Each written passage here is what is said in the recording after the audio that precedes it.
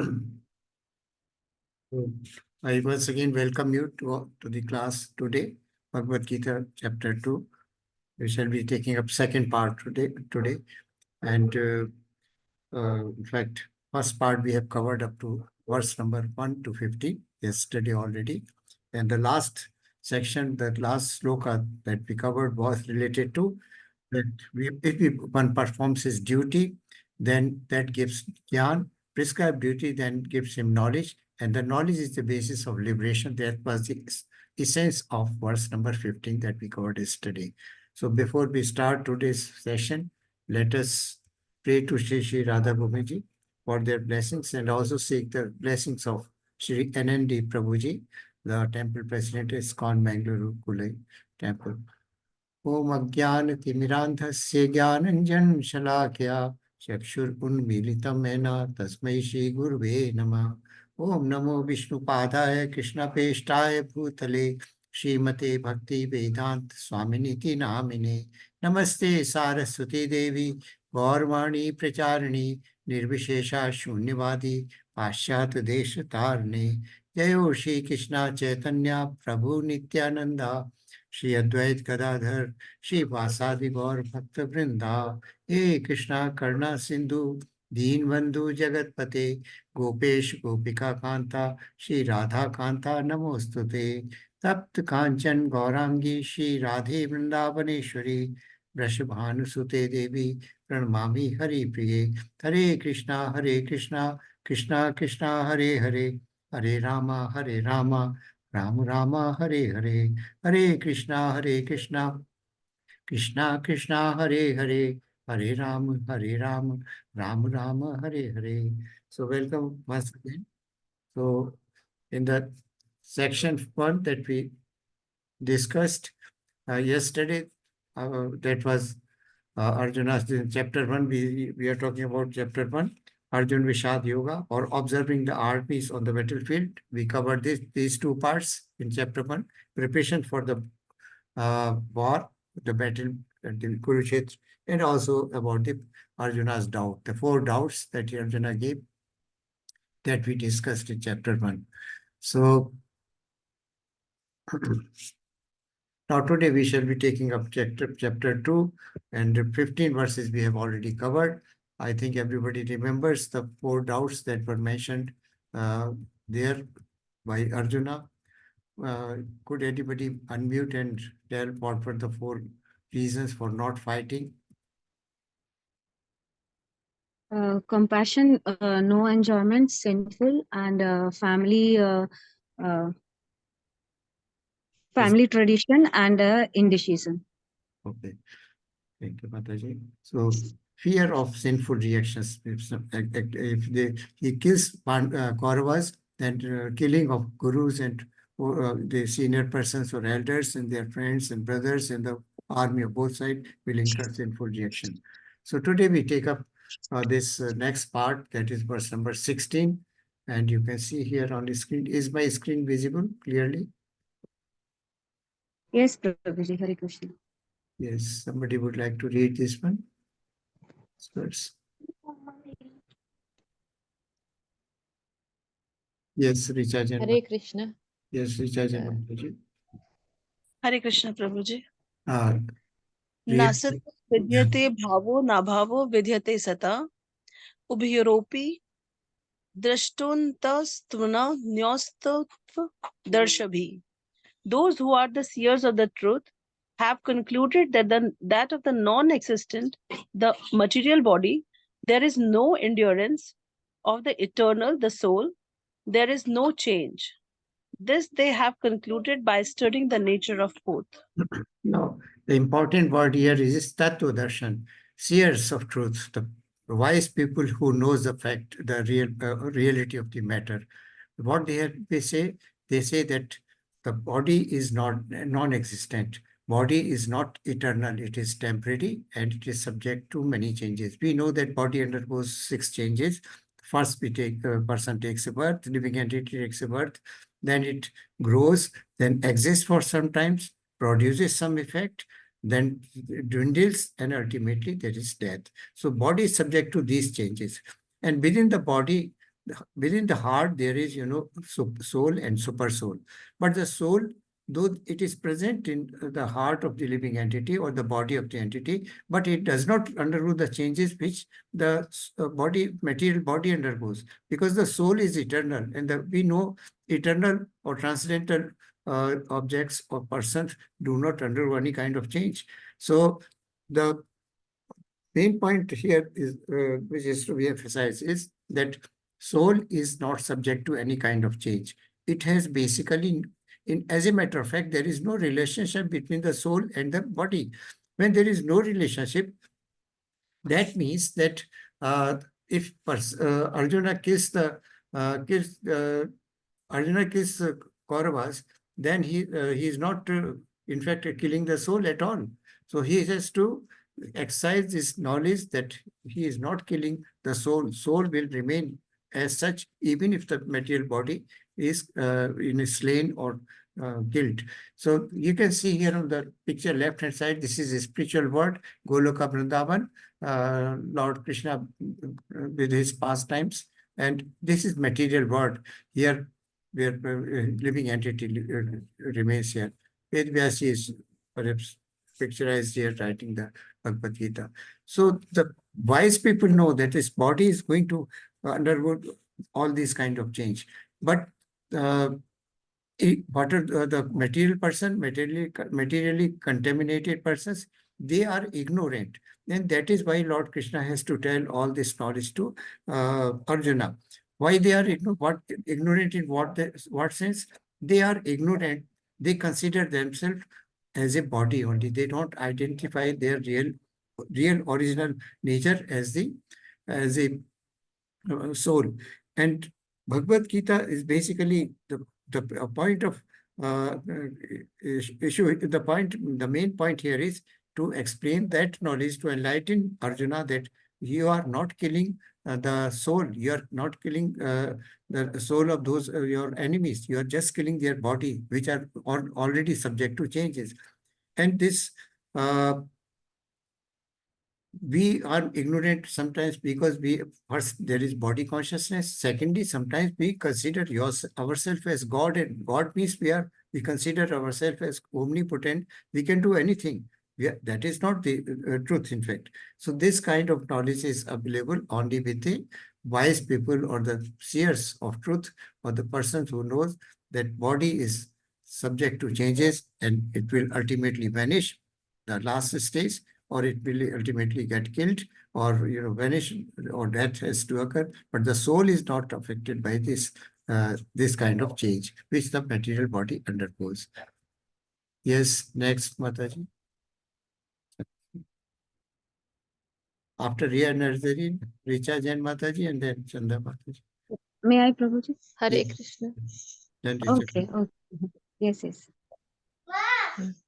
Uh, Adinasi tu dadvi yena sarvamidam tatam vinasham vayaya shasya na kakshit tak turma priti.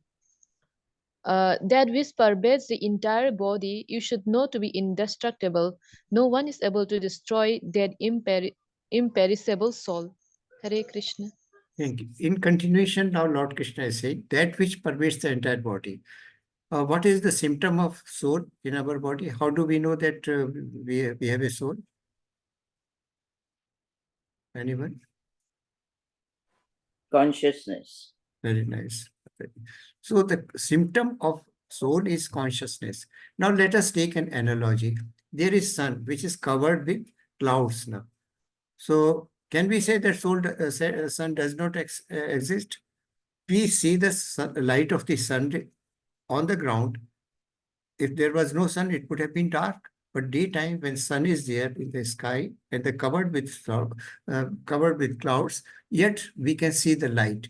So similarly, this light is the consciousness which pervades through entire body. And each organ, we know that all organs are functioning, all cells are alive, they are carrying out certain activities or metabolism, they are creating certain kind of effects or energy, And that energy is giving us life or sustaining us. So the point here is that the soul, which is indestructible, and no one is able to destroy that imperishable soul. It is indestructible, that means you can't destroy it, and also it never perishes like the material body. So it is avinashi. Tu tad vidhi yena sarvam idam tatam vinasham avyavasaya na kashit kartum arhati. So you don't deserve to any, the body does not deserve to be lamented for. You don't have to do lamentation for this body by relatives or other persons. Yes, next, Richa Mataji, you raised. May I, Prabhuji? Yeah, and this is it. अन्तवन्त इमे देहा नित्ययस्योक्ताः शरीरिणः अनाशिनो अप्रेमयस्य तस्माद्बुध्यस्व Bharat.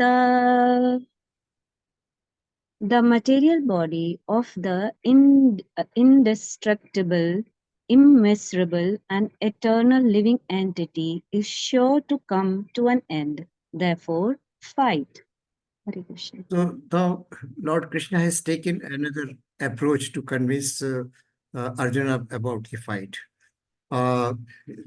Tasmad yudhyasya bharata, O son of, O Bharata, or is addressed, Arjuna is being addressed is that like this.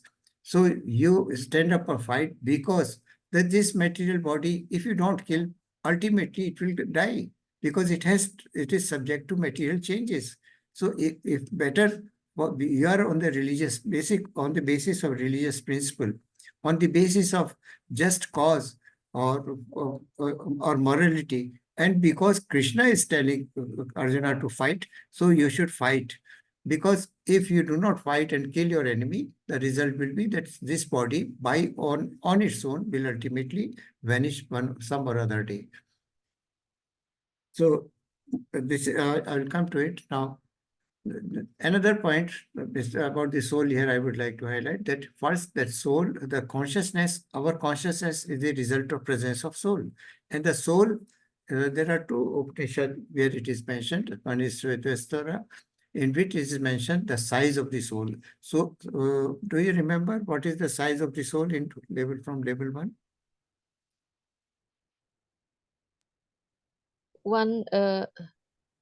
One 10,000 part of the tips of the hair. Yeah, yes, Mataji, very nice. This is the size. And where does it reside? Or location? In near our heart, I think. In the heart of every living entity. So Pineal gland, Prabhuji, in the brain. no, not Mataji. It is in the heart. Both soul and super soul, they exist, they reside in the heart. They are present in our heart only. Okay. So, in Svetasthara Upanishad, it is mentioned about the size. Now you can see 1 upon 10,000 part of a tip of a hair here. So you can't see it, you can't measure it otherwise. It is so invisible, right? And it is giving consciousness to each and every cell. Now there are two concepts. One is in Mundaka Upanishad says that soul floats between the 5 years. Five years of the body are, we know there is Pran, Apan, Saman, Udan and Vyan. These are 5 years within which the soul is floating. This is as per the Mundaka Upanishad. As per Svetasthara Upanishad, soul is present in each and every cell of the body, of this material body. That is providing energy or metabolic activity to this. If there is no soul in a cell, then a cell will die. Now we know during fertilization, sperm meets with an ovum, then there is a division of the cell. It is fertilized ova, ovum is created, and ova further divides, and each cell keeps on dividing till a baby or fetus is formed.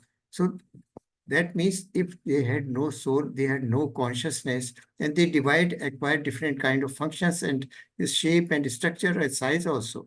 So if had there been no soul in each and every cell, probably consciousness, the growth would not have taken place. So this presence of soul, though it is in heart, but it pervades, its energy pervades into each and every cell of the body, and which gives out to energy and also growth and other factors to the entire body. So this is scientific proof that the soul is present, and soul is invisible, very, very small and minute or subatomic in size, and it cannot be seen. Yes, Swamprabha Mataji, next one.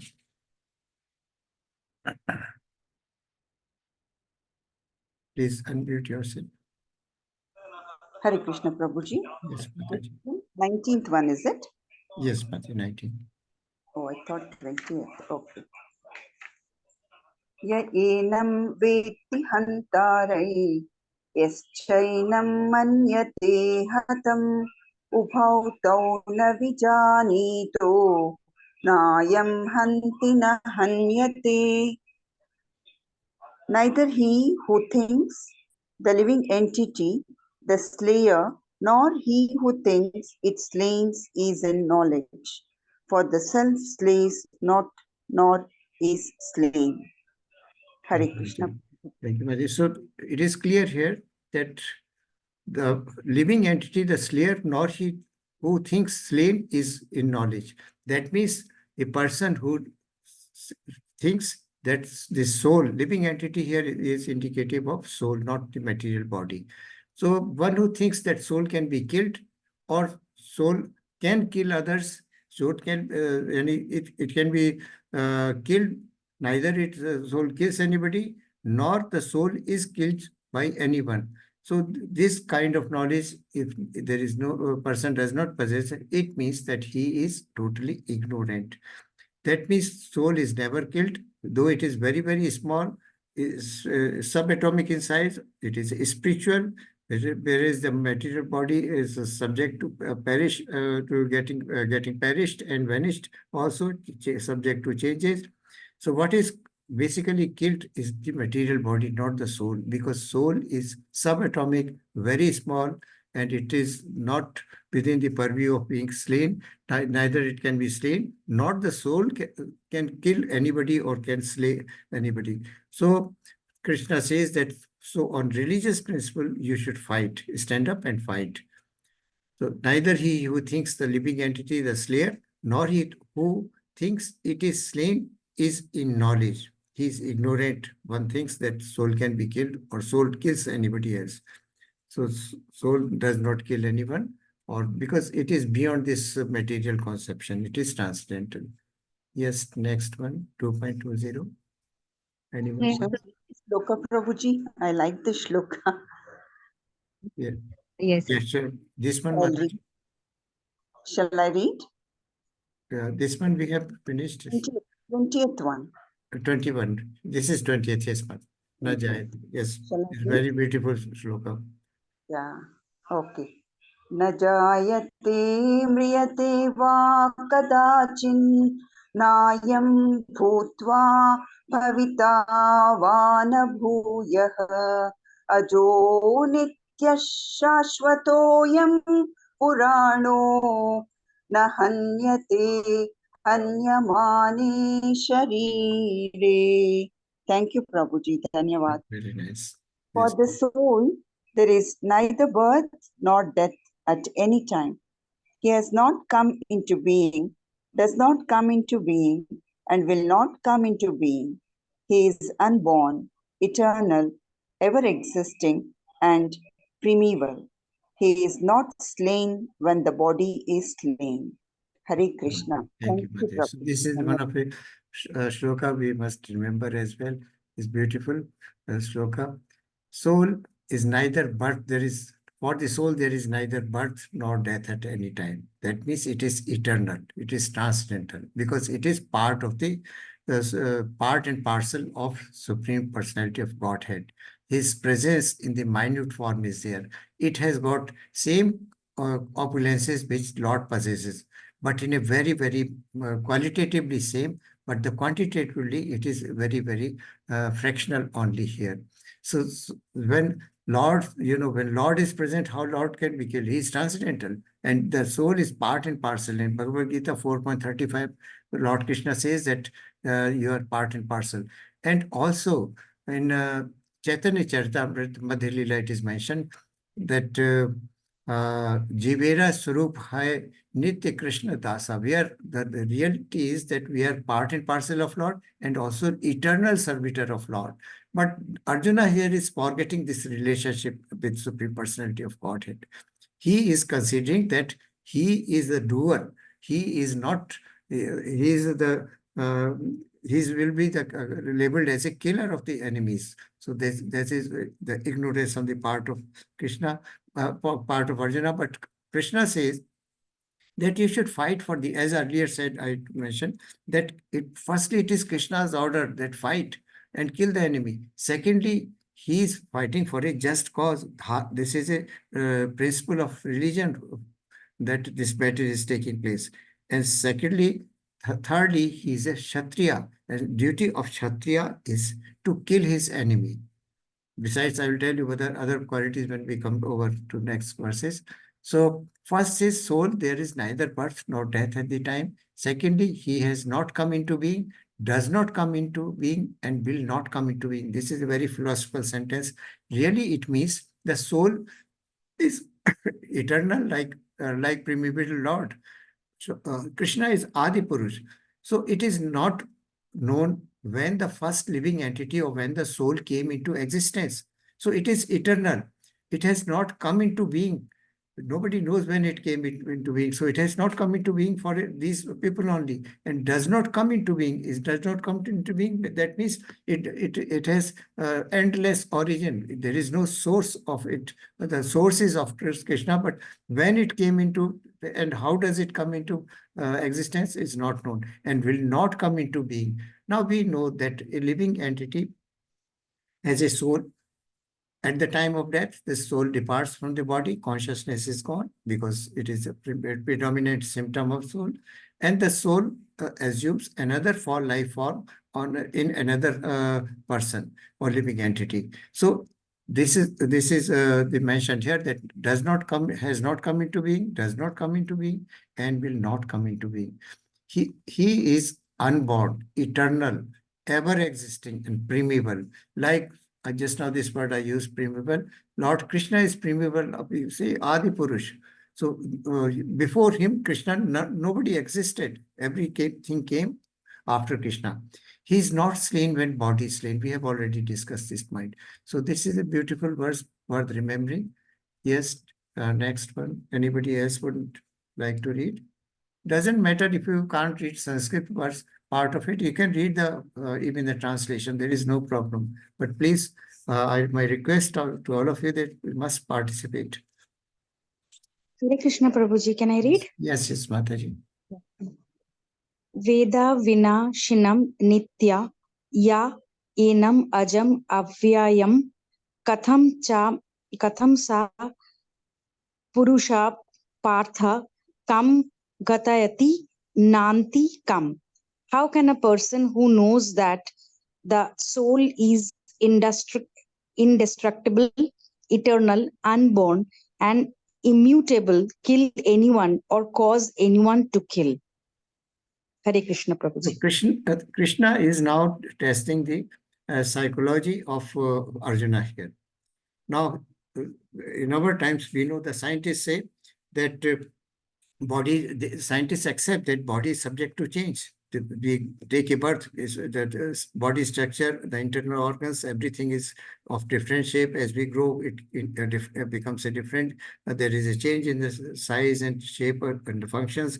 And therefore, as we grow adulthood, so thereafter again the body changes, and it is stable for some time, it produces some effect, and this after then it dwindles, and then ultimately it vanishes or there is death. But scientists agree that heart is the core center of all activities in the human body. Now, we also accept that heart has got soul. That is why That is why consciousness is there. Scientists also agree. They agree to the extent that when heart stops working or respiration stops working, a person is dead. But who is making this respiration and heart to pump the blood to all organs do happen? It is only the soul or the energy of the soul which is making. So here uh, Krishna has put a question to Arjuna. How can a person who knows that the soul is indestructible, eternal, unborn, or immutable kill anyone or cause animal kill? Now, the same point of body and soul is mentioned here. If you are killing the opposite party or the enemies, you are killing their body. You are not killing the soul. So the person will remain even if his body is changed. If you don't kill, even then the person is going to die because the body is subject to changes, material changes. So this is emphasized again here. Yes, this is another beautiful verse.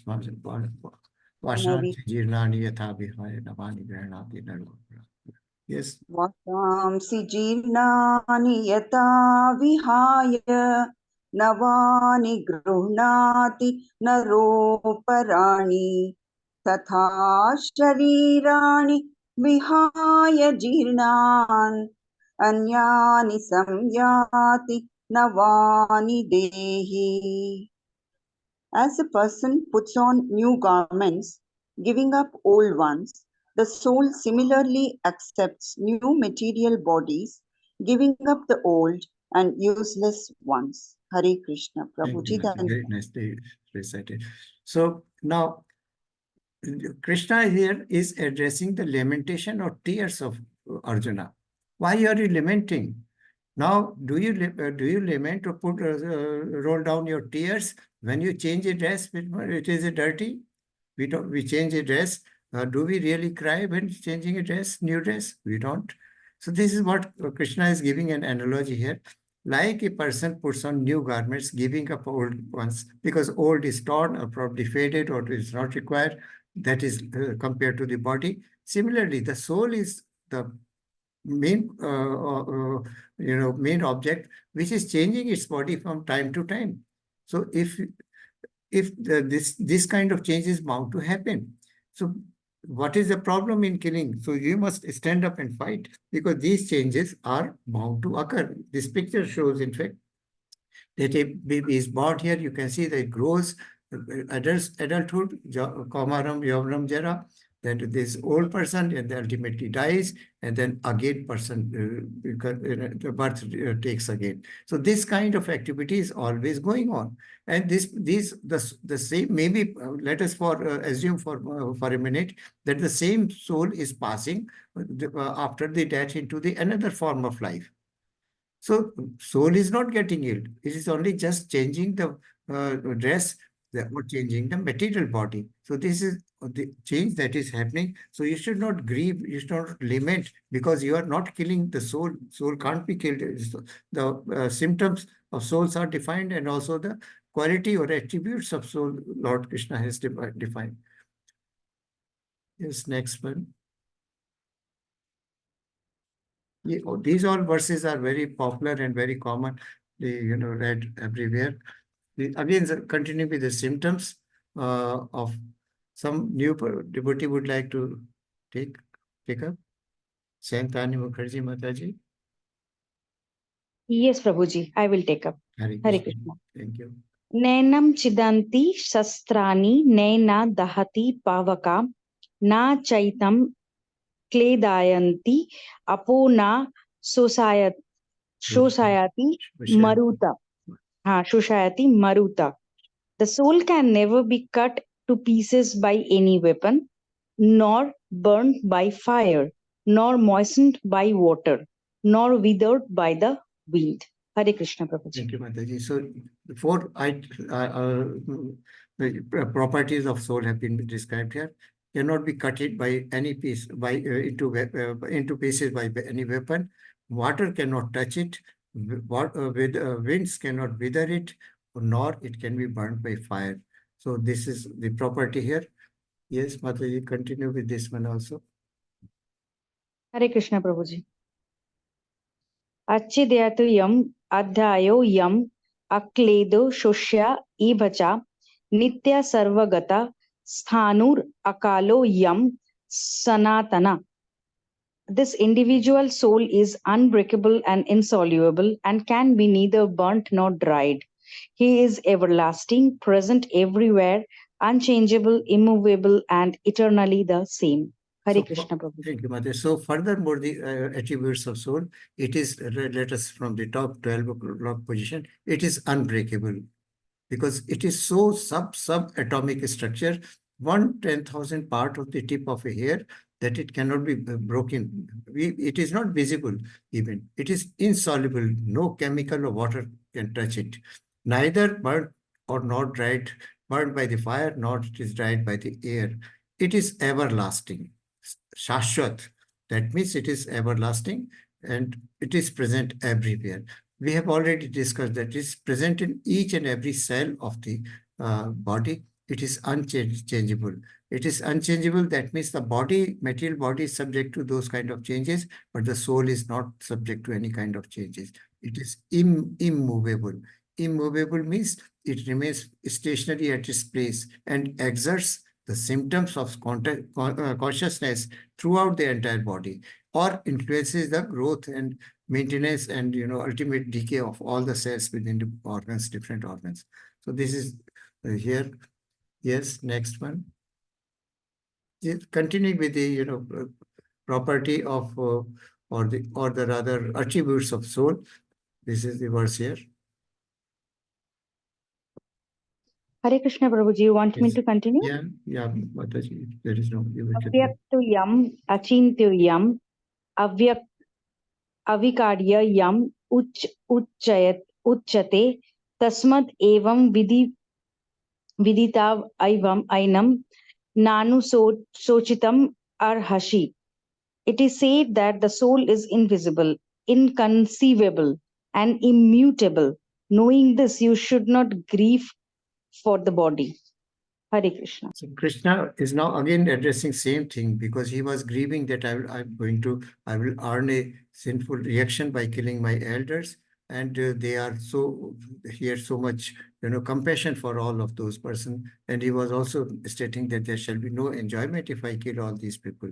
But now Krishna is giving further evidence from scriptures that soul is invisible, you can't see it. It is immutable. It is not subject to any kind of change. Body is subject to any kind of change, but soul is not subject to any kind of change. It is conceivable. Inconceivable means that it is beyond comprehension. You cannot understand it. You can't perceive it. You can't see and understand it. You are inconceivable. You can't imagine about it. So these symptoms are being given here to just make sure that if you kill the enemies, their only bodies, material bodies shall be vanished or killed, not the real soul, real persons who they are. They will continue to live. And in the earlier chapter, we have already seen that Krishna tells Arjuna that both of us have taken thousands of births. I know about myself, but you do not know about yourself. I know your present, future, and past, everything. So, and all those kings have also existed. In the earlier part of this chapter, we also said all the kings who are here, they have already existed before, and they will continue to exist in the future also. So these are the properties of self. Avyakto ayam, achintayo ayam, avikaryo ayam uchyate tasmad evam viditvenam nanu shochitam arhasi. So you don't deserve to, it is not worthwhile for you to lament or shed tears for killing those enemies. Yes, anyone else would like to summarize these? These are the symptoms summarized here for, Pankaj Prabhu, you can read it, this one. Yes, Prabhuji. Yes, Guruji. Text 24 to 25. Soul, some more character, unbreakable, insoluble, neither burned or dried. An external soul, everlasting, present everywhere, unchangeable, immovable, externally the same, invisible, inconceivable, and immutable. Thank you, Prabhu. So this is summary to show that what are the attributes of the eternal soul, which Lord Krishna has described. Firstly, it is unbreakable. You can't break it. It is insoluble in water or any type of other liquid. Neither burned or not dried. We have already said the fire can't burn it. The air can't dry it. It is everlasting. That means it is shashwat. It is. It will continue to exist eternally. It is present everywhere. Because we know that consciousness is present in everywhere. If the consciousness was not present in our mouth or eyes or the hands or other legs, we would not have been functioning. All these organs may not be functioning. So it is present everywhere.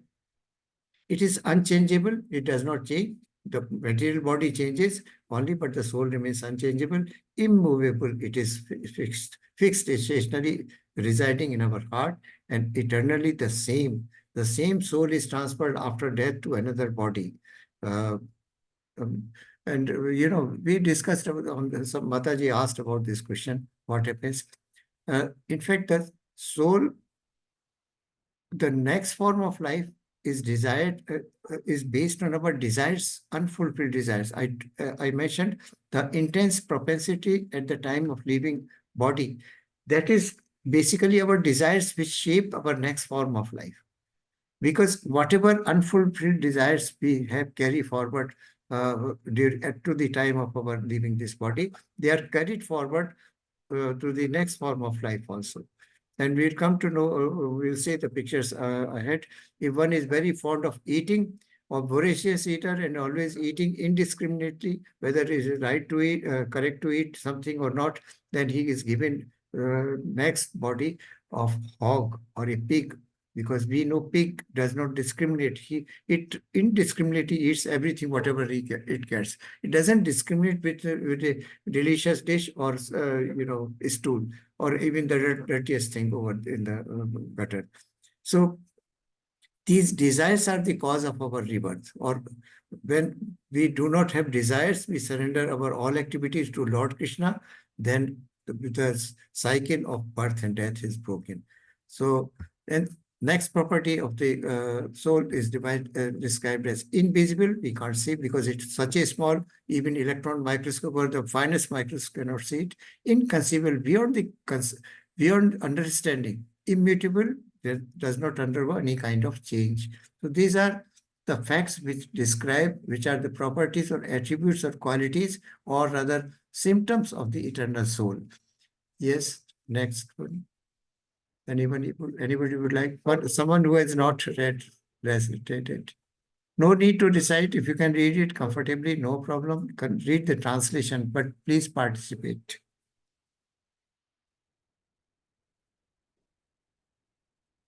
Yeah, please continue. Yes, Dr. Ipsita, Mataji, please. May I, Prabhuji? Yes, Mataji. Hare Krishna, Prabhuji.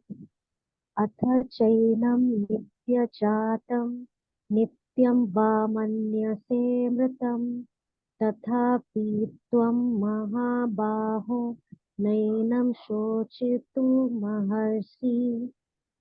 If, however, you think that the soul or the symptoms of life will always be born and die forever, you still have no reason to lament, O mighty armed. Thank you, Mataji. So now we have seen in verse number 22, 23, 24, and 25. Lord has given evidence from scriptures that soul is eternal. So you are not killing the soul, rather you are killing the body, material body, which is subject to change and which will ultimately perish. Now he is considering the Arjuna psychology. He has changed his approach to deal with this situation. Now he is telling, if however you think that a soul will always be born and die forever, you still have no reason to lament. Now, if you are killing soul, then fine, don't fight. But you know that by killing your enemy, you are not killing the soul. So you should fight, because ultimately the material body will perish on its own.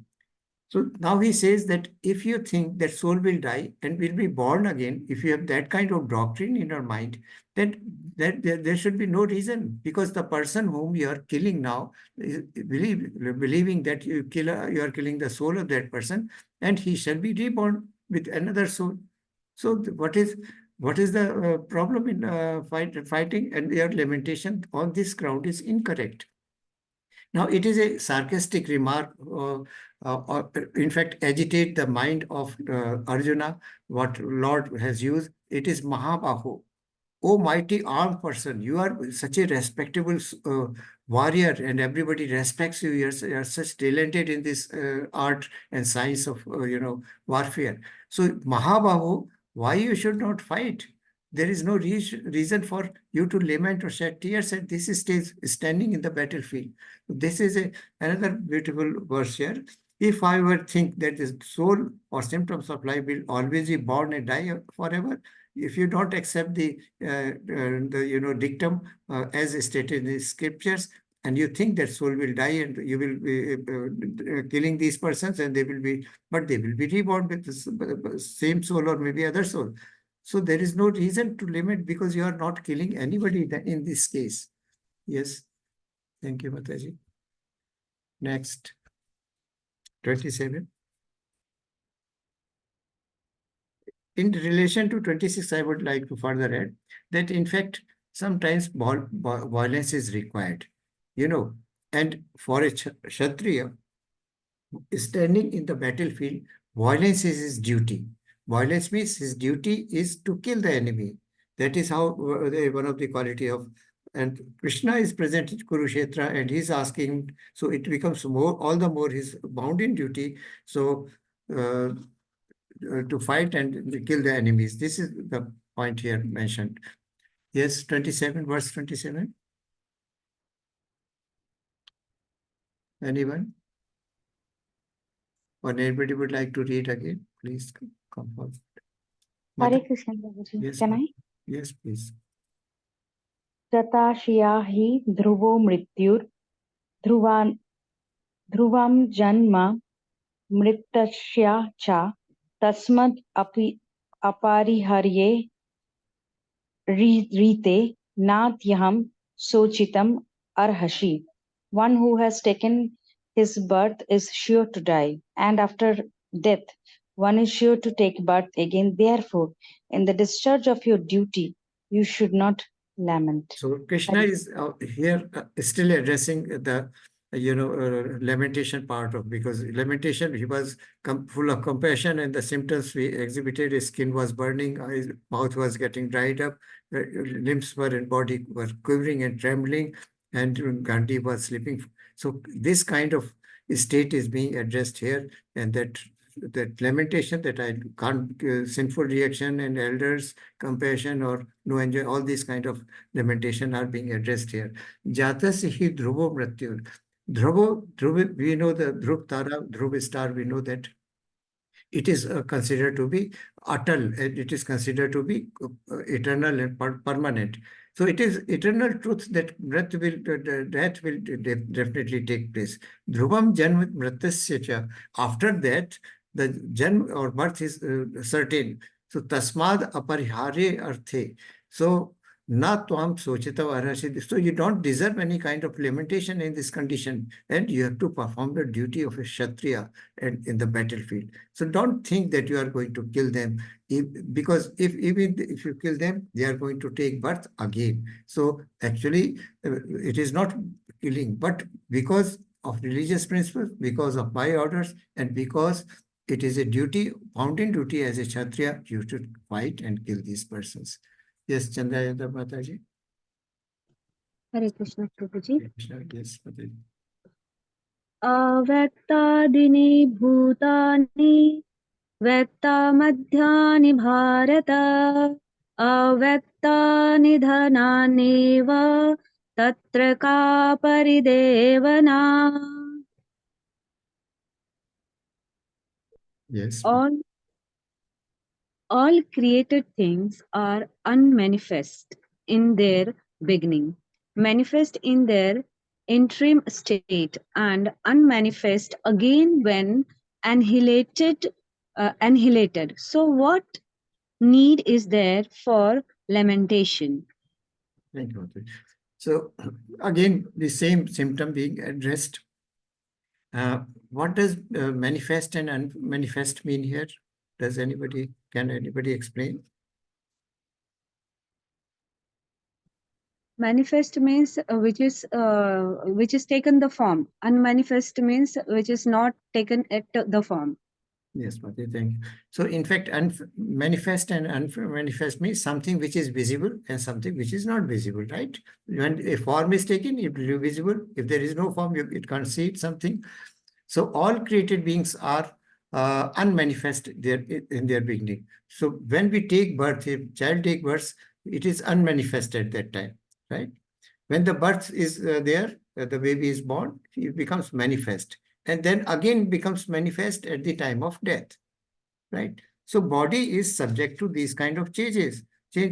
So you accept the soul, but the soul is constant, eternal, everlasting, unchangeable, transferable to another form of life. So it will continue to exist. So if you accept that soul is there, then of course body will be manifest at the initial stage, and ultimately it will manifest, unmanifested, manifested, and then unmanifested. So this change is going to take in place. But if you don't accept that soul is there, then body is like a dream, because in the dream you remain while you are asleep, you have a dream, and the dream floats around your mind for some time, and then when you get up, the dream is gone. So similarly, if you don't accept soul, then it is a second anomaly is given to change of dress. Now, change of dress, soul is just changing dresses. So you have to accept that you will not kill the soul, but the material body will be killed. So who is going to be, in fact, affected by this, your activity? None. Soul will not be affected. The material body will be affected, which is subject. So there is no reason for, lamentation again. So earlier verse also Lord said that the person, if you believe that soul can die, then it will be dead. Then person takes another life, the soul will be again present in him. So both way he is trying to argue and convince and inspire Arjuna to fight and kill the enemies. So we can see that how does this cycle of birth and death. Now, what philosophers say, they do not believe in the existence of soul, as well as God. Atheists do not believe in God, right? So there are two classes of people. One do not believe in the existence of soul, or they are atheist. They do not believe in God. They do not believe in the creator. They do not believe in the creation. They believe that it was just some Big Bang theory or something like that. Material, chemical substances, they got together and made a form, and that is what human being is. They don't believe, and some kind of energy gave this form a life. That is the belief of, but God has no role to play. Then those who believe in the souls, so first let us take atheist, they consider it as a material existence. Before creation, it is unmanifested state. That means the chemicals were there in the material nature or in Prakriti, and they got together. They were not visible, but when they got together, a creation was made. And this creation became manifested state.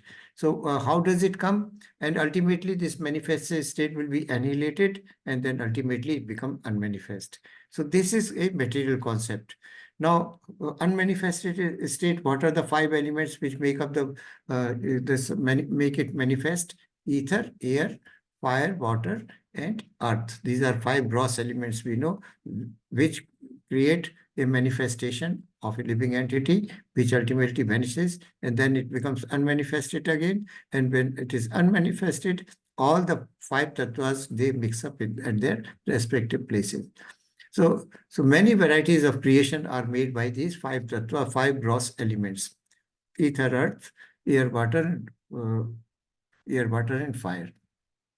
So Lord Krishna's argument is, what is there to lament? If you believe that that soul, there is no Lord, there is no, it is totally material existence which the Kauravas are leading here. They are not, they do not have any spiritual spark within themselves. So what is the reason for your lamentation? You should be able to kill these people then. Now, furthermore, the next verse is, read the next, please read the next verse, then only we can solve. Yeah, this is 2.3. 29 is left. In fact, Mataji, 29 is not given here. So can I read it from the book? Yeah, please, if you have Bhagavad Gita with you. I have. 29 is, this picture which you see here is explanation of verse number 29. In fact. 29. Yes, Yeah. yes. Yes, Prabhuji. Yes, Bhagavad. आश्चर्यवत् पश्यति कश्चिदेनमाश्चर्यवदति तथैव चान्यः आश्चर्यवचनेन मन्यः श्रीणोति श्रुत्वा अपेनं वेद न चैव कश्चित्. So the meaning is yes, some look on the soul as amazing, some describe him as amazing, and some hear of him as amazing, while others, even after hearing about him, cannot understand him at all. Hare Krishna. So the word used here is amazing. What does really word amazing mean? They are indicating the soul. Yeah, that is, he is representing soul here. So what do we understand by amazing? They are characteristic by seeing that they are saying that that soul is amazing. They are the feeling, the inner feeling about the soul. Thank you. So amazing basically means something which is very surprising, which is very difficult to believe or hard to believe. This is the English meaning. So now there are three perspectives. First perspective is looking at or vision. Some see soul as as very amazing. Some people who are amazing look on the soul. Some people are surprised and they look, people who are amazed, they look at the soul, and some look on the soul which is amazing. So there are three perspectives of seeing something. Some look on the soul as amazing, some consider it is amazing. Some people who are amazing look on the soul. People themselves are amazing. They are surprised about the soul, and yet then they look at the soul. And some look on the soul which is as amazing. So some really consider soul to be amazing. So this is one viewpoint of seeing something. So looking is amazing, people are amazing, and soul is amazing. So three perspectives are given, three dimensions of looking are given. Looking is amazing, people are amazing, and the soul is amazing. Second dimension is hearing. Now hearing, some people hear about amazing soul, and some people who are amazing hear about the soul. So some hear about the soul which is amazing. Now the same analogy is given here again. Hearing is amazing, people are amazing, and lastly soul is amazing. So the nutshell, in the shell, if it is concluded, that means the soul is amazing, whether you look at it or whether you hear about it. Now third dimension is describing. Describing means, well, some people describe it as amazing. That means the description is amazing. Second, some people are amazing, describe who are amazing, describe on the soul. And third dimension is some people describe the soul, which is amazing. The same description is amazing, then people are amazing, and the soul is amazing ultimately. So the conclusion of this, why it is considered to be amazing, you can see that in the picture given below. Soul, why it is amazing? Because of the size. The size within which the soul is resting. You can see here the very, very small insects which are in the water. You can see the huge elephant here, who also possesses a soul, and the material body is so big, whereas in case of this insects which are, or the insect or animals which are aquatic in nature, residing in the water, they are so tiny. Some of them are very, very small, some big also. The elephant is very, very big. The trees are also live, they also have a kind of soul, because they are also living entities. And you can see the family members here who are having a small baby with them, and they find that all the four persons in the picture, they are in fact present here in the form because of the soul, the presence of soul itself. So amazing is basically used, that's amazing is something is very surprising and something which is very difficult to believe, which is adbhut. In Hindi, we call it adbhut. Amazing means adbhut, which is not normal. So whether you see it, whether you describe it, or you hear about it, soul is amazing. So this shall be our last verse for the day. As I told you earlier, that sometimes violence is required.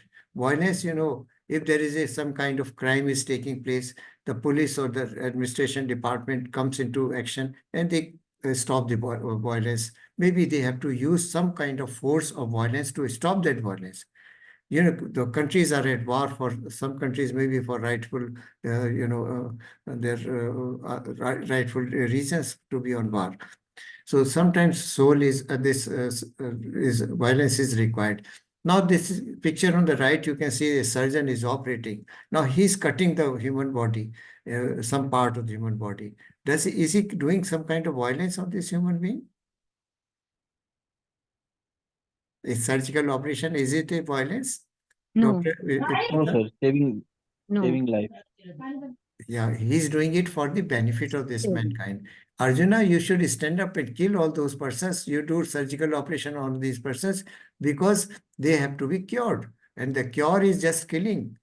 And what is it, this magistrate or judge is doing here? He is giving a capital punishment, a phansi ki saja, or hanging for some murder or some kind of, heinous crime. Is he doing some kind of violence?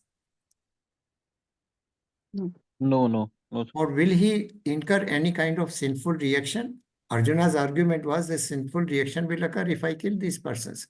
And maybe whatever action is a surgeon is doing by cutting the body, cutting off in the organs of body of this patient, he is not going to incur any sinful reaction. Similarly, Arjuna, if you are going to kill these persons, no sinful reaction will occur on you. So, Dehi Nityam, anybody would like to read it? Yes, Prabhuji, I will try. Yes, please, Prabhuji. Thank you. देहि नित्यम अवधोयम देहि सर्वस्यो भारत तस्मित् सर्वाणि भूतानि नात्यम सोचितम अर्हसि. O descendant of Bharata, he who devil in the body can never be slain. Therefore, you need not grieve for any living being. Thank you. So now we have seen that so far Lord has given analytical study of body and soul, and then thereafter he has described the properties of different qualities or attributes of soul. He has also described its location, its size, its symptoms. Everything is described here. Now Lord Krishna is giving another dimension to his Arjuna. Now he is telling that he is providing Atma Gyan, or the science of the soul was given. Now he is going to give tell about the sakam karma, or the action or the prescribed duty. Dehi nityam avadhyo yam ayam. Dehi, that means body, is nityam avadhyo yam. That means within the body, the soul which is present, that is abadhyo, that it can't be killed, it can't be slain.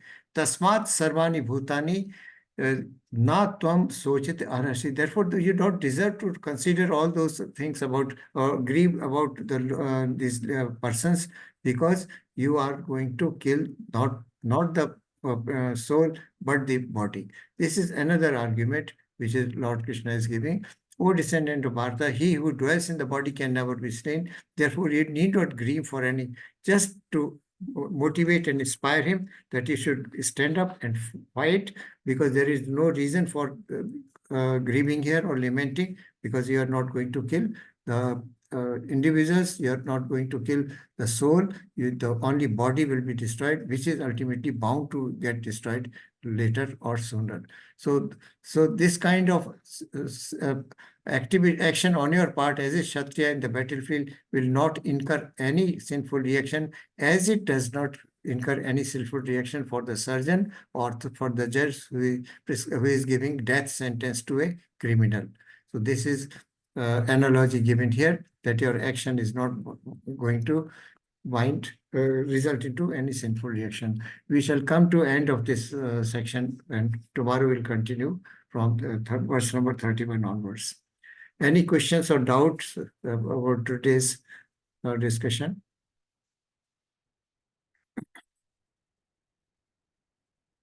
Hare Krishna. Kirti Mataji is there. Hare Krishna. Kirti Mataji, are you there? Okay, I'll post the attendance link also. Yesterday, could everybody fill the attendance in the right manner? Yes, Prabhuji. It was correct. There are some mistake there, so it was corrected by Mataji. I'm posting the link in the chat box. Just see. Please fill the attendance before you leave.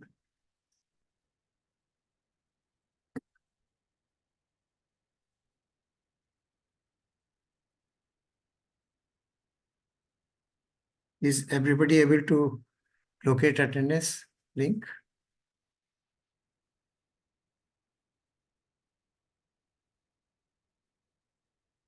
Hare Krishna. Can all of you see the attendance link?